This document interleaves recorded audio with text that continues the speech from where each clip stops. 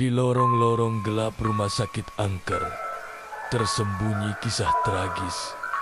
Seorang hantu yang tak bisa menemukan kedamaian. Ia dikenal sebagai Suster Ngesot, sebuah legenda mengerikan dengan kaki yang tak pernah bisa menapak. Setiap gerakannya adalah perjuangan. Setiap langkahnya hanyalah gesekan pilu di lantai dingin. Ia tak pernah bisa berlari, tak pernah bisa menari, tak pernah bisa merasakan kebebasan. Keterbatasannya ini bukan hanya fisik, melainkan juga mental, menggerogoti jiwanya hingga ia kesepian dan minder. Selalu terlambat dalam setiap kumpul-kumpul hantu, dijauhi karena cacatnya yang mengerikan.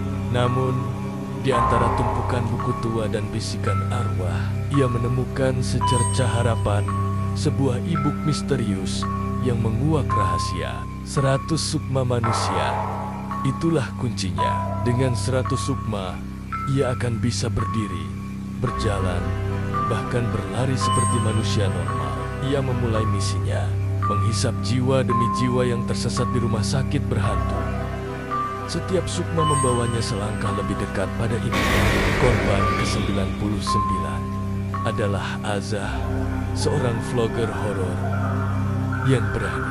Dengan tatapan setannya yang melumpuhkan, Suster Ngesot berhasil mengunci korbannya, menghisap jiwanya, dan merasakan sensasi pertama berdiri. Tubuhnya masih sempoyongan, namun ia berdiri. 100 sukma, dan ia akan sempurna di luar rumah sakit, di tengah hiruk kota yang tak pernah tidur. Suster Ngesot mencari mangsa terakhirnya, sukma ke-100.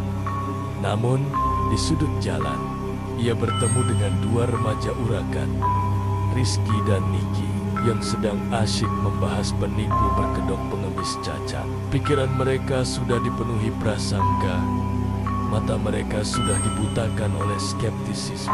Ketika Suster Ngesot yang wobbly muncul, bergerak pelan di jalan, mereka langsung berasumsi, itu dia, bos komplotan pengemis palsu, menyamar dengan kostum dan kaki palsu berkualitas tinggi. Rizky, dengan motornya yang ugal-ugalan, memutuskan untuk memberi pelajaran. Bro, tubuh Suster Ngesot terpental, dan impiannya hancur berkeping. Ia kembali tak berdaya. Terpaksa Ngesot, kutukan yang lebih dalam kini mengikatnya. Kemarahan membakar jiwanya. Ia bersumpah akan mengejar mereka sampai ke ujung dunia sekalipun. Pembalasan dendam adalah santapan para hantu. Seminggu berlalu, Suster Ngesot memburu Rizky dan Niki bagai bayangan kematian. Akhirnya, Niki ditemukan terpojok dalam ketakutan. Tatapan setan Suster Ngesot mengunci geraknya, melumpuhkan tubuhnya dalam kengerian. Tak ada lagi tawa, tak ada lagi arogansi, hanya teror murni. Suster Ngesot memaksa Niki untuk memancing Rizky. Sebuah pesan dikirim, janji traktir steak sebagai umpan. Rizky tak sadar akan bahaya yang menanti datang, dan dalam sekejap ia pun lumpuh di bawah tatapan setan yang mematikan.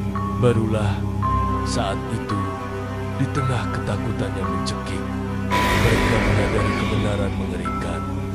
Yang mereka tabrak bukanlah penipu, melainkan Suster Ngesot yang asli. Dalam keputusasaan, Rizky mencoba bernegosiasi.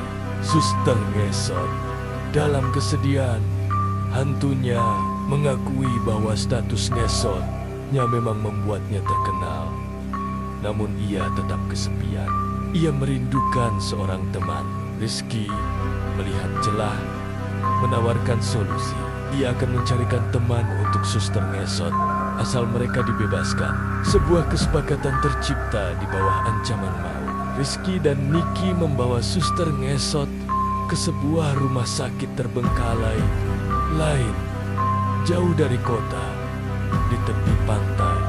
Mereka meninggalkannya di sana, melarikan diri dari teror yang baru saja mereka ciptakan. Di reruntuhan rumah sakit itu, Suster Ngesot menemukan hantu suster lain, namanya Suster Gepeng, seorang arwah hidup yang juga terperangkap dalam kecacatannya. Harapan Suster Ngesot membuncah. Akhirnya, seorang teman, seseorang yang bisa mengerti, namun harapan itu hancur dalam sekejap. Alih-alih berteman, kedua hantu suster itu justru saling menghina kecacatan masing-masing. "Kau hanya bisa ngesot," teriak Suster Gepeng. "Dan kau hanya gepeng seperti rempeyek," balas Suster Ngesot. Pertengkaran pecah, diikuti perkelahian brutal yang tak berarti.